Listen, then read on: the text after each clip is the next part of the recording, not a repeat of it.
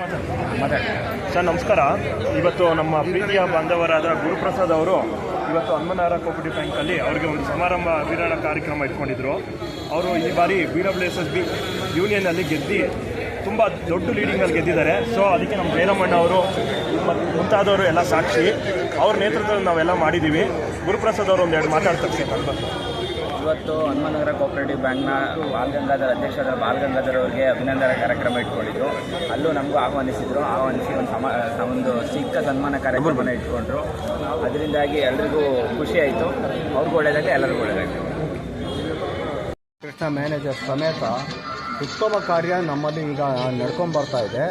ಅದನ್ನು ಗುರುಸಿ ರಾಜ್ಯ ಸರ್ಕಾರ ನಮಗೆ ಉತ್ತಮ ಸಹಕಾರಿ ಅಂತ ಬಿರುದು ಉತ್ತಮ ಸಹಕಾರಿ ಅಂತ ಬಿರುದನ್ನು ಕೊಟ್ಟು ನಮಗೆ ಪ್ರೋತ್ಸಾಹ ಕೊಟ್ಟಿದ್ದಾರೆ. ಬ್ಯಾಂಕ್ ಇನ್ನೂ ಹೆಚ್ಚಿನ ರೀತಿಯಲ್ಲಿ ಬೆಳವಣಿಗೆ ಆಗಲಿ ಅಂತ ಈ ಸಂದರ್ಭದಲ್ಲಿ ಹೇಳೋಕ್ಕೆ ಇಷ್ಟಪಡ್ತೀವಿ ನಾವು. ಎಷ್ಟು ಸರ್ ವಹಿವಾಟು 1000 ಚಿಲ್ಲರೆ ಇದೆ ಸರ್. ಕೊನೆಯದಾಗಿ ಇನ್ನು ನಿಮ್ಮ ಬ್ರಾಂಚ್ಗಳು ಎಲ್ಲೆಲ್ಲಿ ಮಾಡಬೇಕಂತ ಮುಂದಾಲೋಚನೆ ನಮಗೆ ಕೆಲವು ಈ ಬಾರಿ ನಮಗೆ ಇದು ಯಾವುದೋ ಗ್ರಾಸ್ NPA ಹತ್ತರೊಳಗೆ ತರಬೇಕು ಅಂತ ಒಂದು ಪ್ರಯತ್ನ ಇದೆ.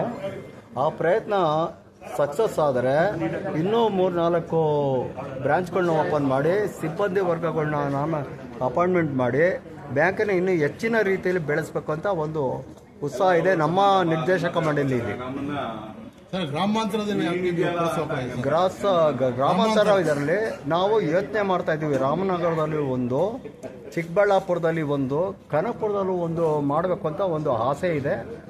ಅದು ಗ್ರಾಸ್ NPA ಮೇಲೆ ನಿಂತಿದೆ. ನಮಗೆ ಈ ಮಾರ್ಚಲ್ಲಿ ನಮಗೆ ಅದು ಗೊತ್ತಾಗುತ್ತೆ. ಅದು ಸಕ್ಸಸ್ ಮಾಡಿಕೊಂಡ್ರೆ ನಾವು ರಿಸರ್ವ್ ಬ್ಯಾಂಕ್ಗೆ ಲೆಟ್ರು ಬರೆದು ಅನುಮತಿ ತಗೊಂಡು ಈ ಜಿಲ್ಲೆಗಳಲ್ಲಿ ಮಾಡಬೇಕು ಅಂತ ಒಂದು ಮನಸ್ಸಿದೆ ನಮ್ಗಳಿಗೆ. ಸರ್, ಈಗ ಕೊನೆಯದಾಗಿ ನಿಮ್ಮ ಗ್ರಾಹಕರಿಗೆ ಏನು ಹೇಳಕ್ಕೆ ಇಷ್ಟಪಡ್ತೀವಿ? ಉತ್ತಮ ಗ್ರಾಹಕರಿಗೆ ಮೊದಲು ಗ್ರಾಹಕರು ಒಳ್ಳೆ FDಗಳನ್ನ ಕೊಟ್ಟು ಒಳ್ಳೆ ಸಹಕಾರ ಕೊಟ್ಟು ನಮಗೆ ಪ್ರೋತ್ಸಾಹ ಕೊಡಬೇಕು ಗ್ರಾಹಕರು. ಮತ್ತು ಸದಸ್ಯರಿಗೆ ಸಾಲಗಳು ಕೊಡೋದಕ್ಕೆ ಇದ್ದೀವಿ. ಅವರು ಮರುಪಾವತಿನಲ್ಲಿ ನಿಷ್ಠೆ ಇದ್ದರೆ ಬ್ಯಾಂಕ್ ಇನ್ನೂ ಉತ್ತಮ ಪ್ರಗತಿಗೆ ಹೋಗೋದಕ್ಕೆ ಸಾಧ್ಯವಾಗ್ತದೆ. ಸಂದರ್ಭದಲ್ಲಿ ಈ ಸಂಜೆಯಲ್ಲಿ ಈ ಒಂದು ಕಾರ್ಯಕ್ರಮವನ್ನು ಆಯೋಜನೆ ಮಾಡತಕ್ಕಂಥದ್ದು ಬಹಳ ಸಂಬದ್ಧ.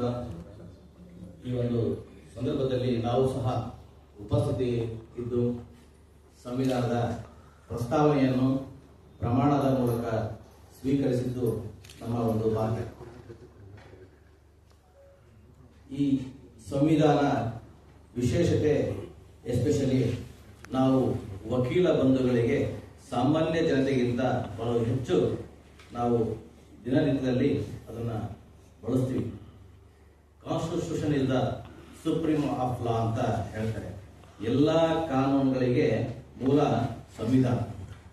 ನಾವು ಈ ಒಂದು ಭಾರತದ 76ನೇ ಸಂವಿಧಾನದ ದಿನಾಚರಣೆಯ ಒಂದು ಶುಭಾಶಯಗಳನ್ನು ಎಲ್ಲರಿಗೂ ಕೋರುತ್ತಾ, ಈ ಒಂದು ಕಾರ್ಯಕ್ರಮಕ್ಕೆ ಬಂದಿರತಕ್ಕಂಥ ಎಲ್ಲ ನನ್ನ ವಕೀಲ ಮಿತ್ರರಿಗೆ ಬಾಬಾ ಸಾಹೇಬ್ ಅಂಬೇಡ್ಕರ್ ಅವರು ಕೊಟ್ಟಿರ್ತಕ್ಕಂಥ ಸಂವಿಧಾನ ಪರವಾಗಿ ಹಾಗೂ ಈ ದೇಶದ ಪ್ರಭು ಬಾಬಾ ಸಾಹೇಬ್ ಅಂಬೇಡ್ಕರ್ ಅವರು ಏನು ದಿನಾಂಕ 26 ನವೆಂಬರ್ ತಿಂಗಳು ದಿನಾಂಕ 26/11/1949 ಈ ದೇಶದ ಪ್ರಭುತ್ವವನ್ನ, ಸಮಾನತೆಯನ್ನ, ಅಖಂಡತೆಯನ್ನ ಮತ್ತು ಸಾರ್ವಭೌಮತ್ವವನ್ನ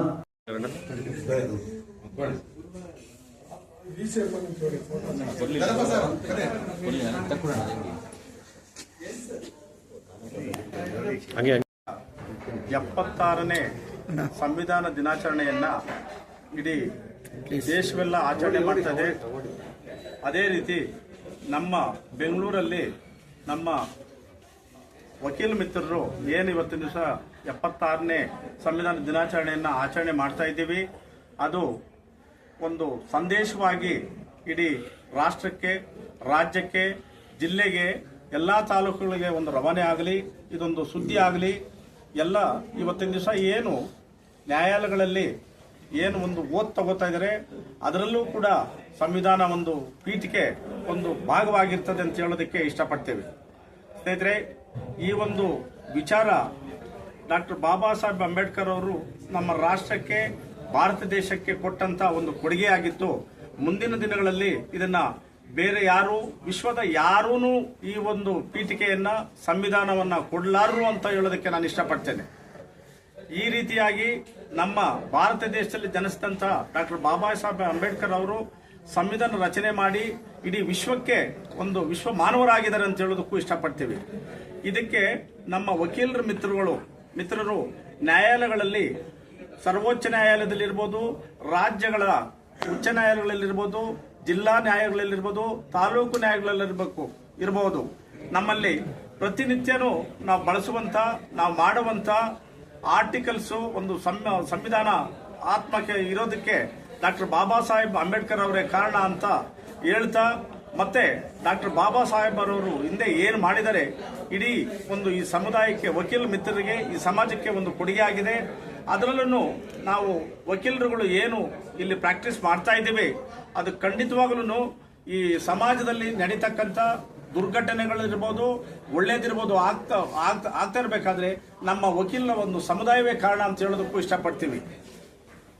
ವಕೀಲ ಮಿತ್ರರು ಏನು ಇವತ್ತಿನ ದಿವಸ ನಮ್ಮ ಎಎಬಿಯಲ್ಲಿ ಆಚರಣೆ ಮಾಡಬೇಕಾಗಿತ್ತು, ಅದನ್ನು ಇವತ್ತು ಆಚರಣೆ ಮಾಡದೆ ನಾವೊಂದು ಬಾಹ್ಯವಾಗಿ ಹೊರಗಡೆ ಬಂದು ಆಚರಣೆ ಮಾಡ್ತಾ ಇದ್ದೀವಿ. ಇದಕ್ಕೆ ನಮಗೆ ಒಳ್ಳೆ ಒಂದು ಬೆಂಬಲ ಪ್ರೋತ್ಸಾಹ ಸಿಕ್ಕಿದೆ. ಮತ್ತೆ ನಮ್ಮ ಈ ಒಂದು ಕರ್ನಾಟಕ ರಾಜ್ಯದ ವಕೀಲರ ಪರಿಷತ್ತಿನಲ್ಲಿ ಏನು ನಮ್ಮ ಸ್ನೇಹಿತರಾದಂಥ ನಮ್ಮ ಸದಸ್ಯರಾದಂಥ ಗೋಪಾಲ್ರವರು ಸ್ಪರ್ಧೆ ಮಾಡ್ತಾ ಇದ್ದಾರೆ.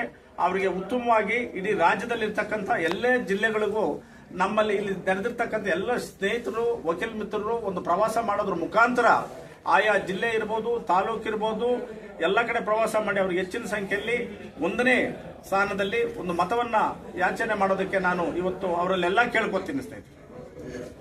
ಒಂದು ಬೃಹದಾಕಾರದ ಒಂದು ದೇಶವನ್ನ ಕಟ್ಟುವಂತ ಕೆಲಸ ಆಗಬೇಕು ವಕೀಲರಿಂದ. ಈ ವಕೀಲರ ಉದ್ದೇಶ ಈ ಸಮಾಜವನ್ನ ಬದಲಾವಣೆ ಮಾಡತಕ್ಕಂಥ ಒಂದು ಉದ್ದೇಶದಿಂದ ಕೂಡಿರ್ತದೆ ವಕೀಲರದು.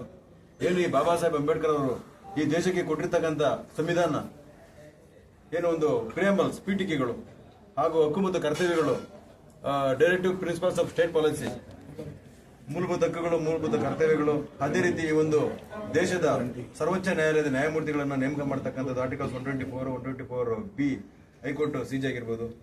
ಈ ತರ ಎಲ್ಲ ಒಂದು ಕಾನ್ಸ್ಟಿಟ್ಯೂಷನ್ ಅಡಿಯಲ್ಲಿ ಬರ್ತಕ್ಕಂಥದ್ದು.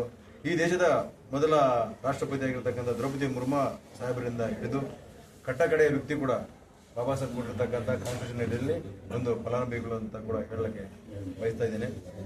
ಬಂಧುಗಳೇ ಹಾಗೂ ನನ್ನ ಮಾಧ್ಯಮದವರೇ, ನಾನು ಏನು ಈ ಕರ್ನಾಟಕ ರಾಜ್ಯ ಬಾರ್ ಕೌನ್ಸಿಲ್ ಚುನಾವಣೆಯಲ್ಲಿ ಸ್ಪರ್ಧೆ ಮಾಡಲಿಕ್ಕೆ ಬಯಸಿರ್ತೇನೆ. ಚಿಕ್ಕ ವಯಸ್ಸು, ನಂದು ಅಡ್ವೊಕೇಟ್ ಎನ್ರೋಲ್ಮೆಂಟ್ ಆಗಿ ನವೆಂಬರ್ 28 ಬಂದರೆ 12 ವರ್ಷ ಪೂರ್ಣಗೊಳ್ತಾ ಇದೆ. ಗವರ್ನಿಂಗ್ ಕೌನ್ಸಿಲಲ್ಲಿ 650 ಮತಗಳನ್ನು ನನ್ನ ಪ್ರೀತಿಯ ವಕೀಲ ಮಿತ್ರರು ಕೊಟ್ಟಿದ್ದಾರೆ. ನನಗೆ ಅವ್ರಿಗೆಲ್ಲ ಆಭಾರಿಯಾಗಿರುತ್ತೇನೆ. ದಯವಿಟ್ಟು ಅದೇ ರೀತಿ ಕರ್ನಾಟಕ ರಾಜ್ಯ ಬಾರ್ ಕೌನ್ಸಿಲ್ಗೆ ಸ್ಪರ್ಧೆ ಮಾಡ್ತಾ ಇದ್ದೀನಿ. ಎಲ್ಲ ನನ್ನ ವಕೀಲ ಮಿತ್ರರು ನನಗೆ ಒಂದು ಅವಕಾಶ ಕೊಡಬೇಕಾಗಿ ನನ್ನ ಕಳಕಳಿ ಮನವಿ ಮಾಡುತ್ತಾ, ಹಾಗೂ ನನ್ನೆಲ್ಲ ವಕೀಲ ಬಾಂಧವರು ಬಂದು ಇಲ್ಲಿ ಬಂದಿರತಕ್ಕಂಥ ಎಲ್ಲ ಹಿರಿಯ ಮತ್ತು ಕಿರಿಯ ವಕೀಲರು